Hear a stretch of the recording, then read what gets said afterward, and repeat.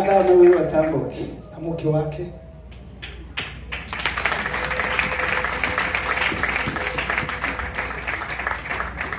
Amen. Amen.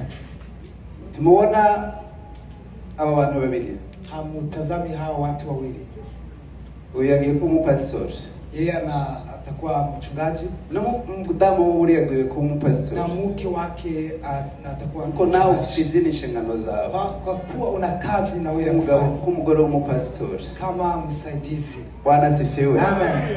Iyo rero wabaye mushumba, kama wewe ni mchungaji, ibyo simbivuga cyane, sitaongea hayo sana, ariko nukuvuga ko ubugiye kuba imbere y'abantu. Sema wewe unaenda kusimama mbele ya watu. Iyo wageze imbere y'abantu rero, na unaposimama mbele ya watu, ugira ama critics watu wanaongea juu yako sana.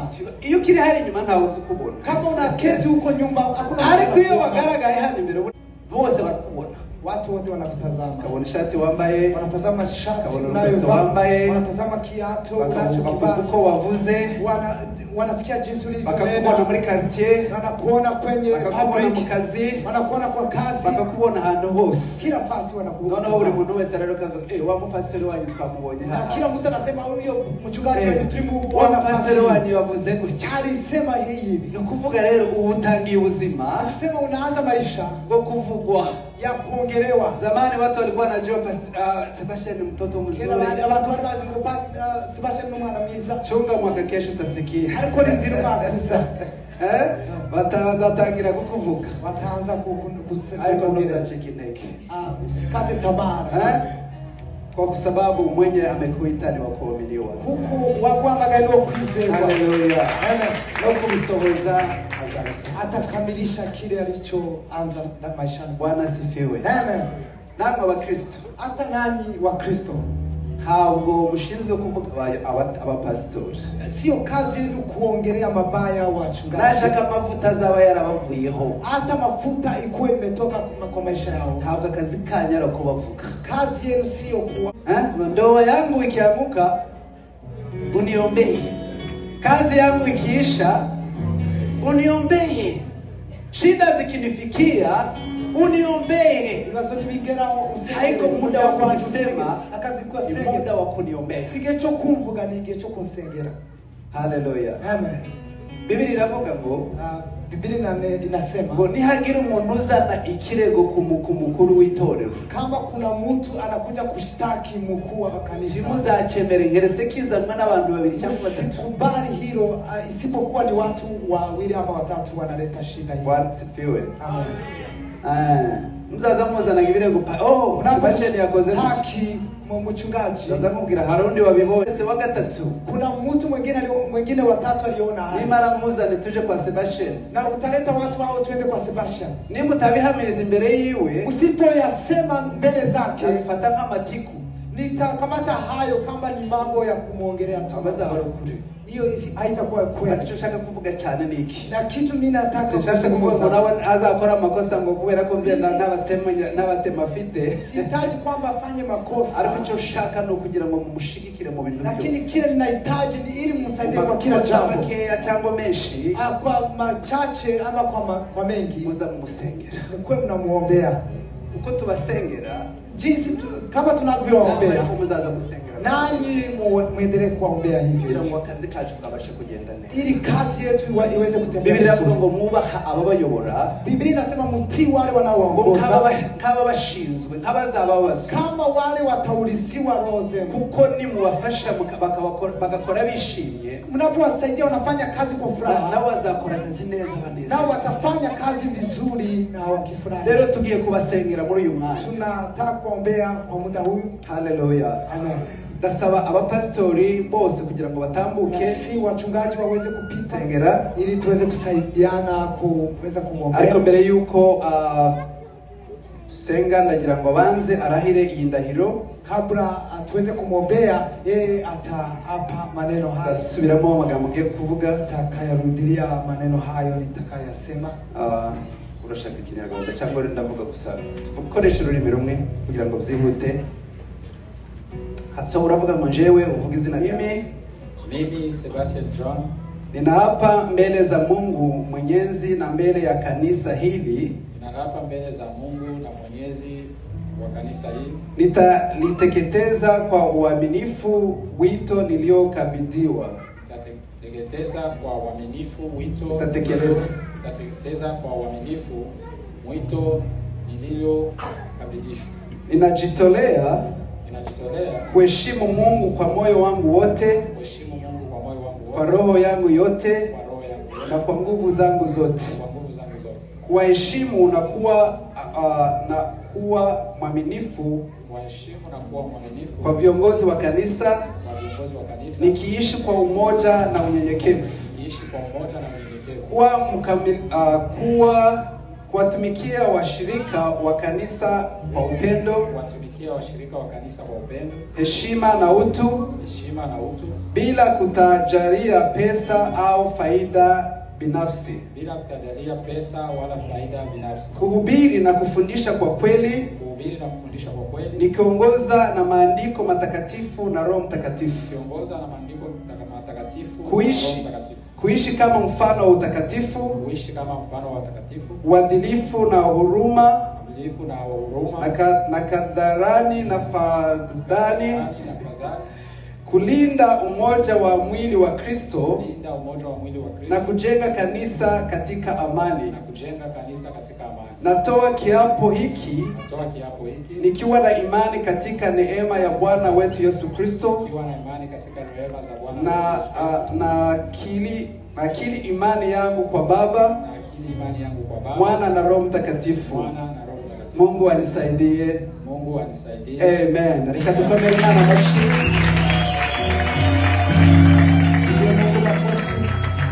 Karero sababu pastor wose batambuke. Acha nisi wachungaji wote waweze kupita hapa mbele tubashi, ili tuweze kuwatia mikono. Tunaona kushira hagatapi mama. Ukiona niko kwenye shida,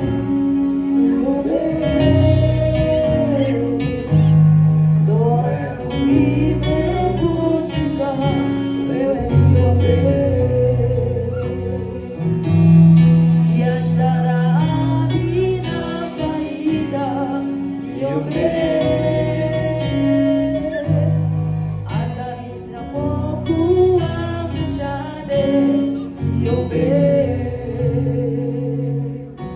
Ujue kwa maombi yako mimi nitasimama tena yako, mimi nitasimama tena. Ujue kwa maombi yako nitabarikiwa. Hallelujah. Hallelujah. Deka tusabe Pastor Emmanuel. Acha tuombe kuombea mafuta hayo kisha uyafungule. Kingali original. Sebastian ndo atakuwa wa kwanza. Dieu bien-aimé, nous te disons merci pour cette grande opportunité que tu nous offres encore ce soir.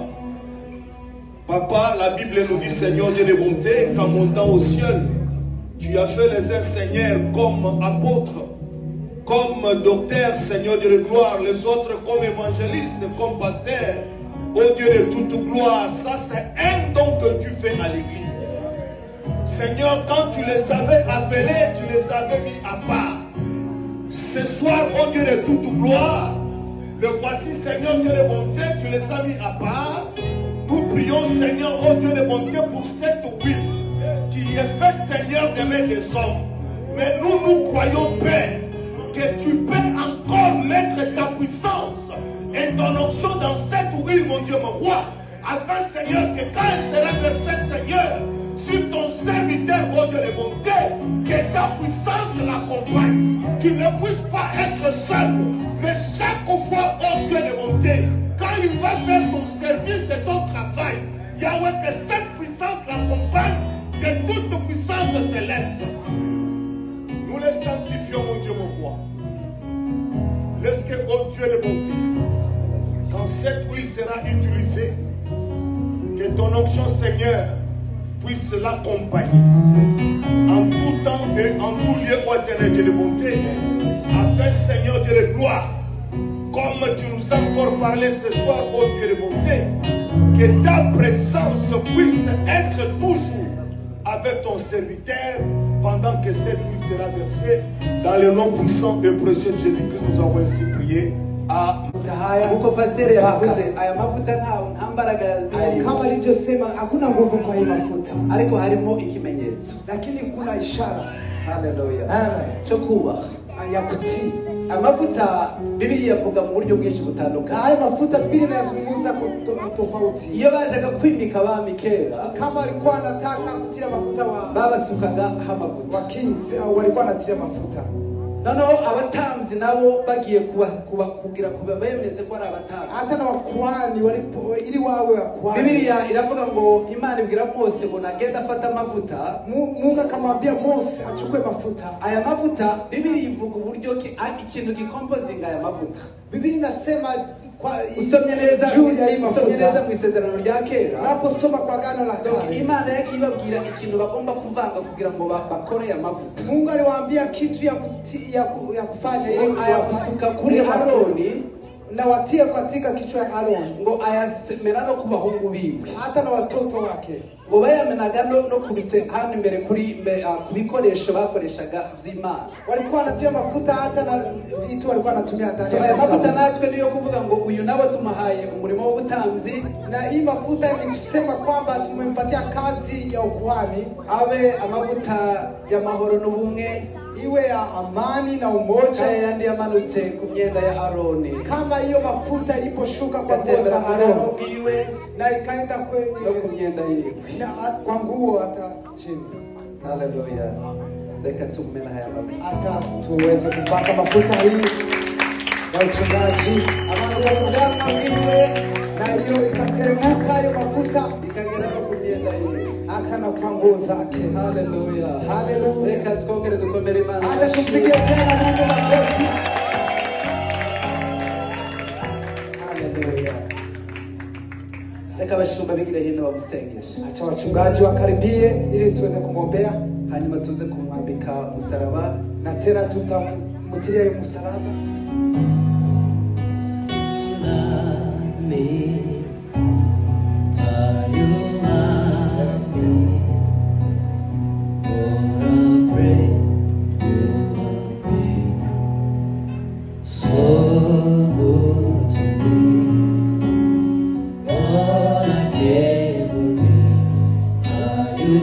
Haleluya. Haleluya. Ubu rero tumambitse umusaraba, tunamtilia hii msalaba. Pastor ubushize yaravuze ngo hari imisaraba myinshi.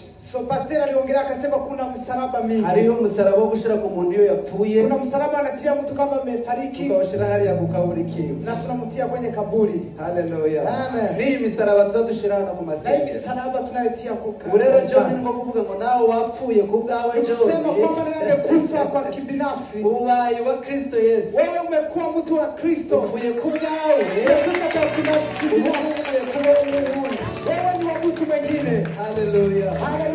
Ubu ndo kuri buryo ni wigenga. Wewe sio John unachotembea jinsi unataka. Ufuye ku byisi. Ni kusema umekufa kwa dunia. Ubaye wa Kristo Yesu. Na umekuwa mtu wa Yesu. Uyu msalaba kandi usobanura iki? Na hii msalaba maana yao. Yesu yavuze mu munyere gute? Yesu alisema ushaka kumborera gire gute? Yeyote anataka kunifuata afanye nikorere msalaba wawe. Aweze kutiri akanunga rigatoya msalaba hata ni kidogo. Ari msalaba uvuze ibintu byinshi cyane. Lakini msalaba unamaanisha mambo mengi. Nawe ushaka gukurikira Kristo Yesu. Kama unataka kumfuata Yesu, wikorere uyu msalaba. Uweze kubeba hii msalaba. Bana kushirana ku ikoti gusa. Usitie kwa koti uti hapa kukichwa.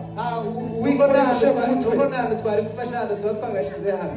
Tungetia kwa kichwa ili uweze kuibeba kwa kichwa. Haleluya. Haleluya. Ngiye kumwambika kino kiziriko. Mimi nataka kumtia hiyo kitu. Iki kiziriko hiyo inamaanisha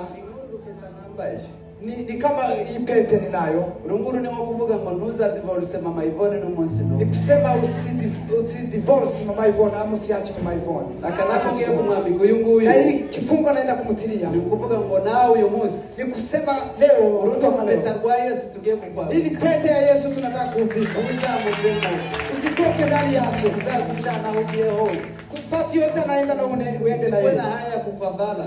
Tukire iso nizo kwa tuzazuga nukamba wazazi wewe ni pastor uko. Mungu wangu sikia matendo yako ni mema, nafsi yangu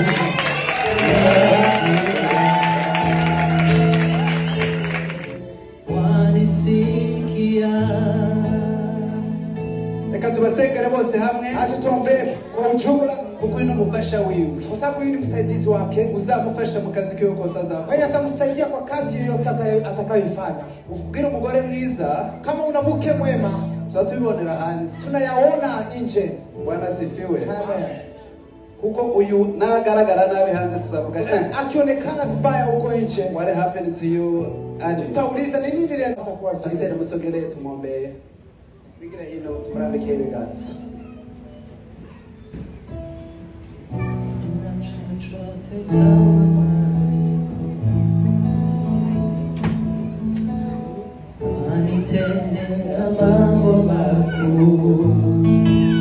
Reka tusenge twese, dusenge umukozi w'Imana. Tuombe mtumishi wa Mungu sisi sote. Uwiteka Imana yacu ya Israeli,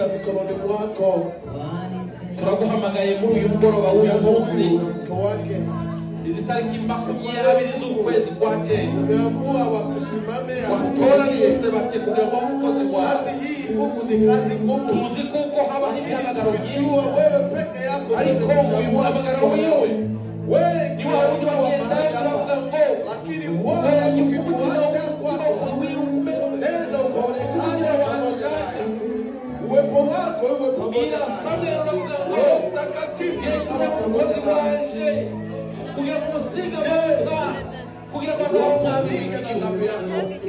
Uyu munsi mwami ni wowe umunsi ukwiye kugira ngo azabe umukozi wawe akutumikie kazi yako utangiye kugira ngo abashe kugukorera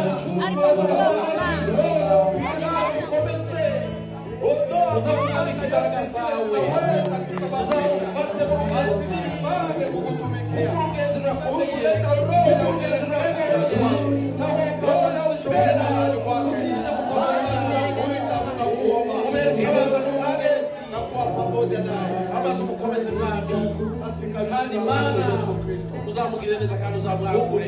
Urakoze kubwa Yesu kwa sababu peke yako utawa pamoja naye.